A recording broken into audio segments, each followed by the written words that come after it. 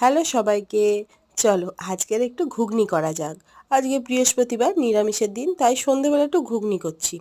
তেলে দিয়ে দিয়েছি তেজপাতা আর শুকনো লঙ্কা, একটু ভেজে নিয়ে আলুটা দিয়ে দিলাম নুন আর হলুদ দিয়ে একটু ভাজা করে নিয়ে এবার দিয়ে দিলাম দুটো পাকা টমেটো।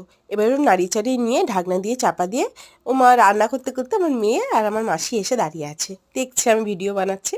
যাই হোক, এবার আলুতে দিয়ে দিলাম বাটা মশলা, আদা, গরম মশলা, কাঁচা লঙ্কা, এই তিন ধরনের মশলা দিয়ে একটু কষিয়ে টষিয়ে নেব।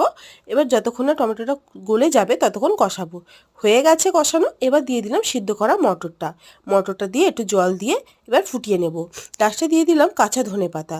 যেহেতু আমরা সবাই মুড়ি দিয়ে খাই সেই জন্য একটু ঝোল ঝোল রেখেছি, যেহেতু মুড়ি দিয়ে খাবো তাই ঝোল ঝোল থাকাটাই বেটার, নাহলে মুড়িতে টেনে যাবে।